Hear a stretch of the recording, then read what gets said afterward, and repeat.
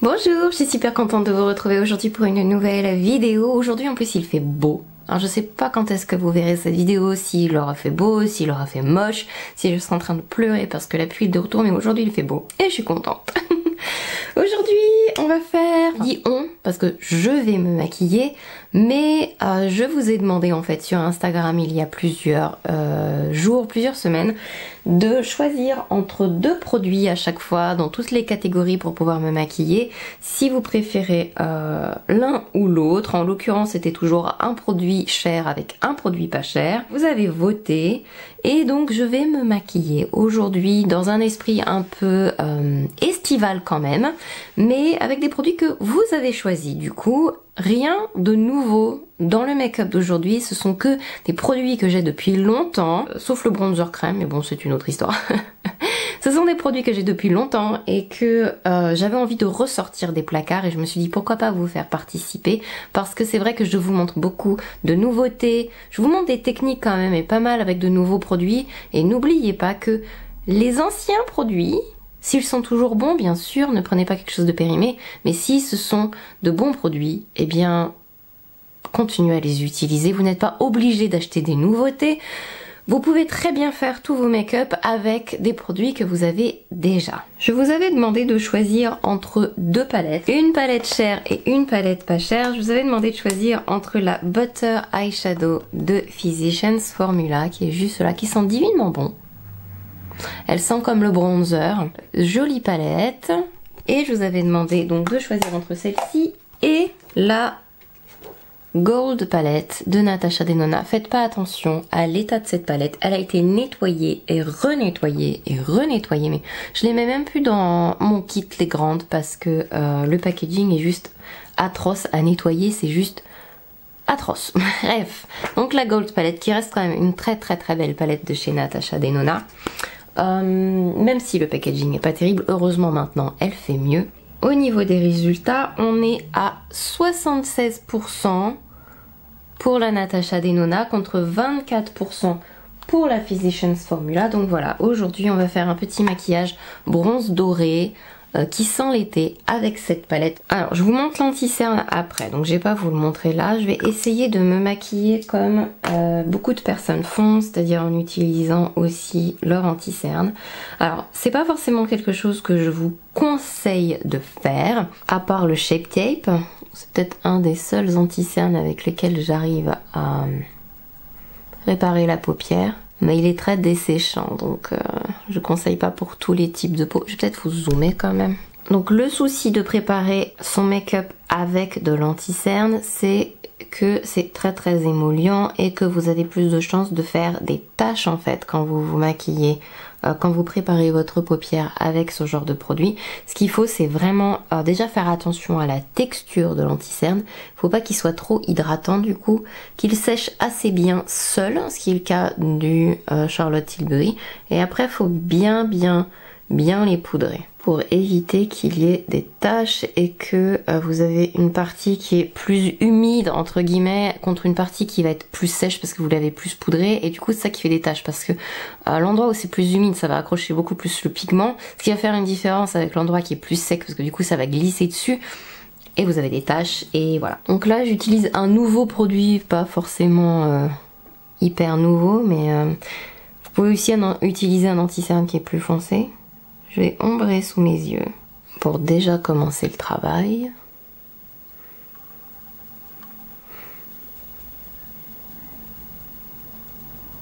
Du coup, je vais poudrer un peu ma paupière. Pareil, c'est avec une poudre que je vais vous montrer après.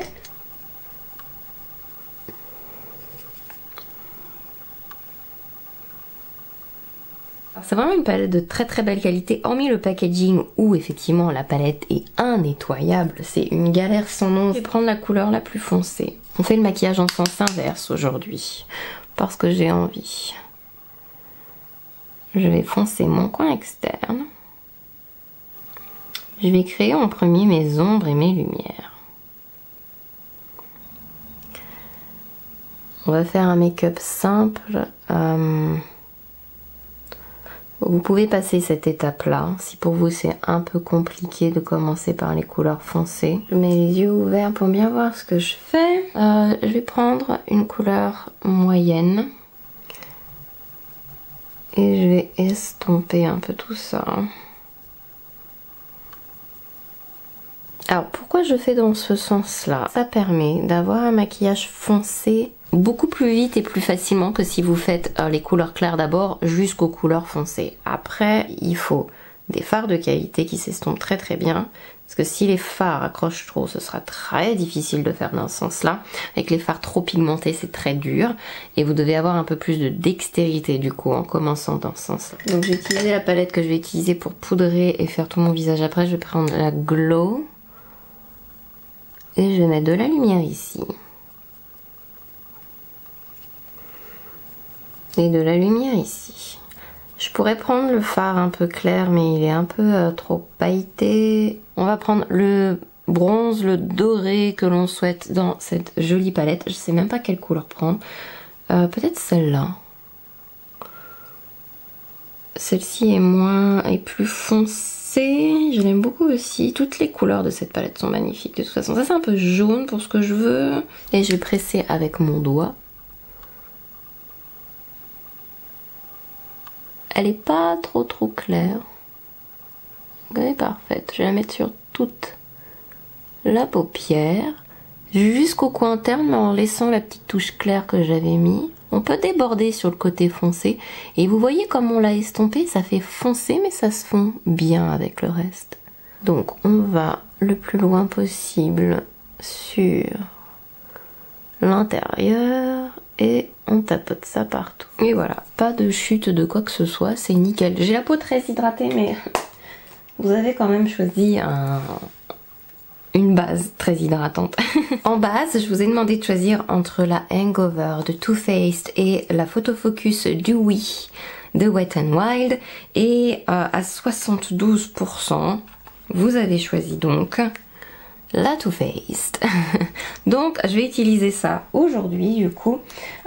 Pour info, si vous cherchez une base pas chère, très illuminatrice, celle-ci est vraiment bien et pas chère du tout. La formule est légère. Le fond de teint s'applique bien dessus. Après, elle n'a pas de propriété particulièrement hydratante ou quoi que ce soit, même si elle est enrichie en vitamine E, etc. C'est juste plus une base, vous voyez, illuminatrice. La Hangover, elle est hydratante. Elle a des probiotiques et de l'eau de noix de coco. Donc elle est très hydratante. Elle sent bon la noix de coco.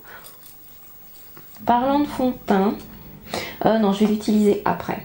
Parce que la couleur d'anti-cerne que je vais utiliser est un peu rosée. Et je suis pas rose du tout. Mais avec la couleur de mes cernes là, à mon avis, ce sera pas mal. Donc, pour l'anti-cerne, donc il y avait soit celui-ci de Charlotte Tilbury, soit le Fit Me de Maybelline qui est mon anti-cerne pas cher préféré.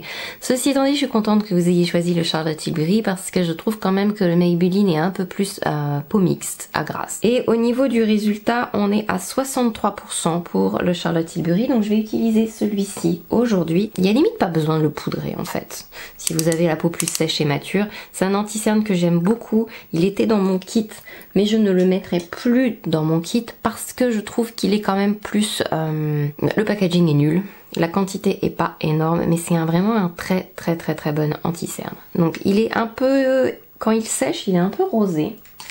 En tout cas pour la teinte 2. Donc du coup je vais le mettre en premier, je vais m'en servir comme d'un anti-cerne et d'un correcteur en même temps.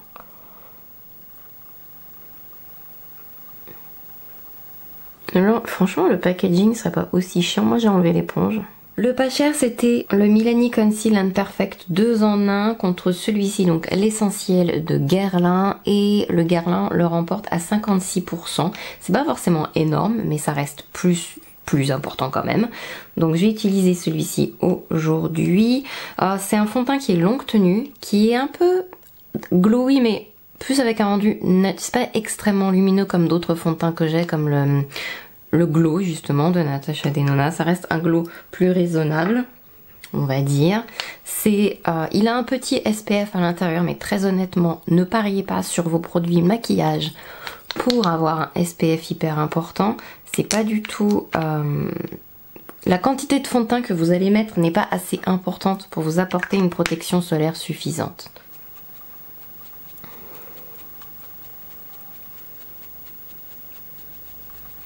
Alors il est assez couvrant le Guerlain, donc j'utilise au fur et à mesure avec parcimonie.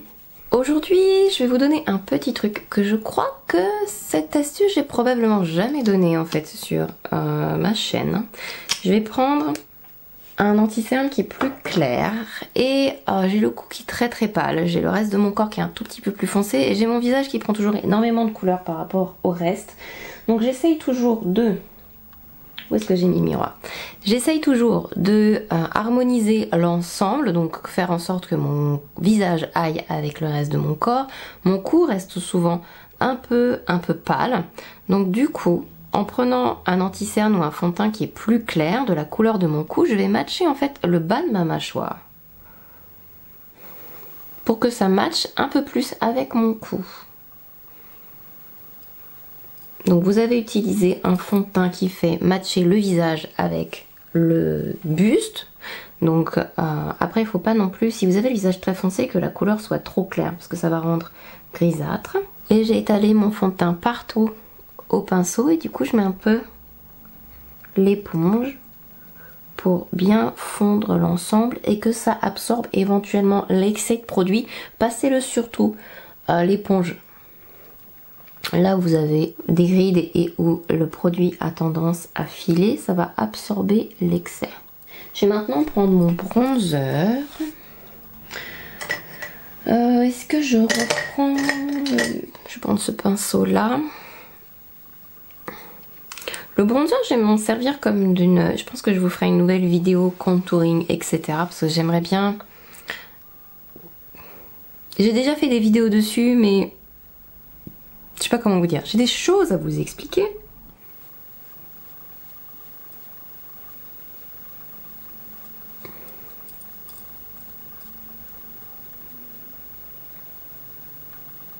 Alors, la poudre, je vous ai laissé le choix entre donc une pas chère et une chère. Il y avait la Nabla que j'ai oublié de prendre, elle est derrière, bon tant pis.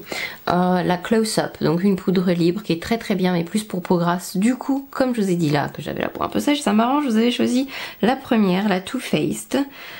Elle a remporté à 72% les votes et ça tombe bien parce que c'est une poudre que j'adore vraiment beaucoup. C'est la Trio. Je vous conseille vraiment cette poudre si vous avez la peau plus déshydratée, voire sèche. Pourquoi? Parce qu'elle est vraiment perfectrice et elle accroche pas les peaux sèches. Je vais prendre la poudre du milieu, c'est une poudre soft focus, donc elle sert en fait à flouter, mais pas à flouter les pores, à flouter vraiment les zones sèches et les ridules. Si vous avez les pores dilatés plus, c'est pas du tout la poudre qui vous floutera ça en fait. Il faut savoir que ça floute différentes choses. Si vous avez plus les pores dilatés, je vous conseillerais par exemple la It Cosmetics, la Bye Bye Pore, ou il y a la poudre Fenty qui est très bien aussi, qui floute les imperfections. Oh là là, qu'est-ce qu'elle est bien cette poudre. Chaque fois on va voir que je la compare avec la nouvelle Dior que j'ai sur chaque côté du visage. Voilà, j'adore cette poudre. Est-ce que je vais peut-être mettre de l'highlighter tout de suite. Celui-ci est magnifique, le Glow.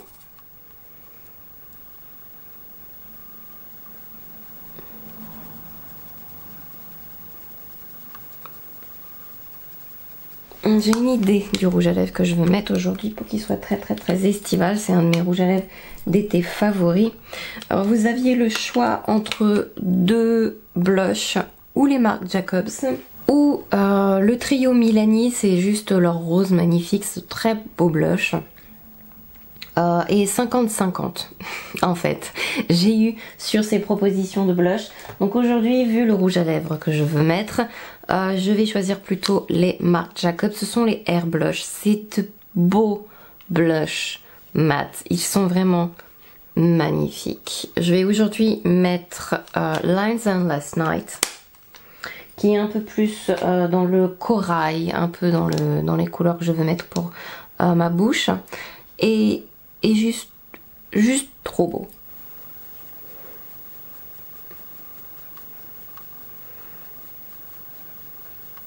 Le blush change énormément la forme de votre visage. Je ne sais pas si ça vous intéresse aussi. Une nouvelle vidéo spéciale blush, parce que j'en ai déjà fait une, pour vous expliquer à quel point vous pouvez aussi transformer votre visage. Il n'y a pas que le contouring qui fait ça. Je me suis énervée sur le blush là. On va mettre ce qui reste là. Et de toute façon, on ne voit pas trop mon cou, donc ça suffira bien. Voilà, ce sont des blushs. Si vous cherchez de beaux blushs à offrir, pour vous, ça reste un incontournable. Pour moi, les Marc Jacobs sont formidables.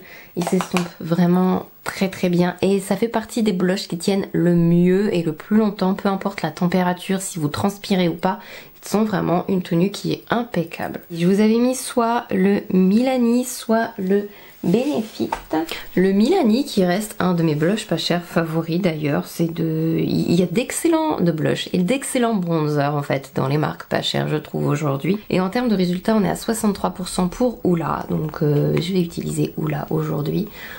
J'adore. En plus ce sont les blushs et bronzers Benefit sentent mais... J'adore renifler cette palette. C'était la Cheek Leader Bronze Squad, je crois de mémoire. Je les ai tous dépotés et mis dans cette palette parce que c'était vraiment lourd en fait, je trouve, en termes de poids. Et je vais en impliquer un peu, pas partout parce que du coup j'ai déjà mis le bronzer crème en dessous. C'est juste pour renforcer certaines zones. Et au-dessus du sourcil un peu parce que je veux vraiment diminuer la taille de mon front qui est énorme par rapport au reste de mon visage. Voilà, le Hoola Bronzer Benefit top. Vous pouvez y aller, c'est vraiment un excellent bronzer, j'aime beaucoup. C'est un grand classique, je pense qu'il restera toujours parmi les bronzers incontournable, je pense. Je vous ai pas proposé de produit particulier pour les sourcils parce que les sourcils ça dépend de mon humeur et j'ai pas tant que ça de...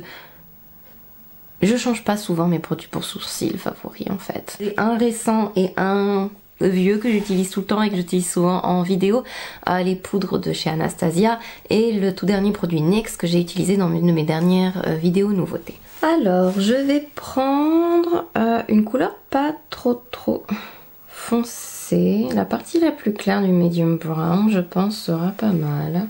Je vais prendre un pinceau plat et je vais juste vraiment remplir délicatement mon sourcil. Le tout nouveau produit de chez NYX, le Lift and Snatch. Donc c'est un feutre avec des poils, il faut le secouer. Après vous pouvez faire vraiment remplir les trous en faisant vraiment du poil à poil.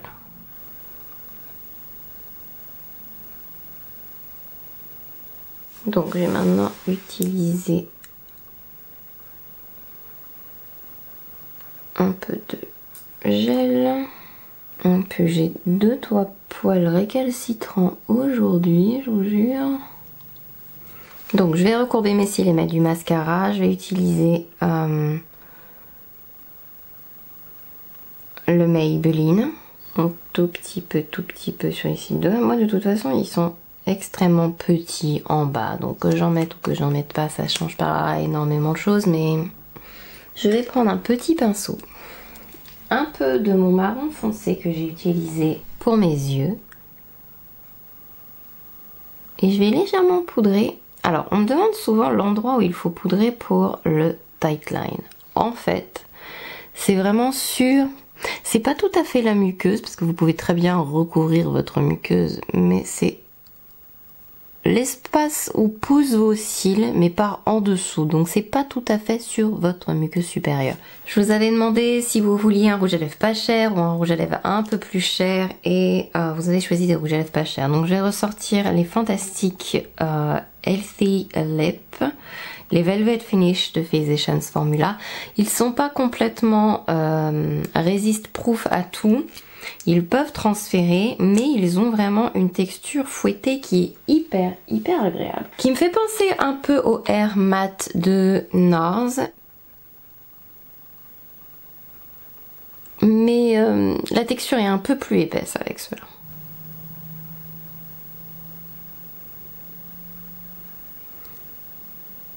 Je vais utiliser le Continuous Setting Spray de Morphe qui reste un de mes sprays favoris.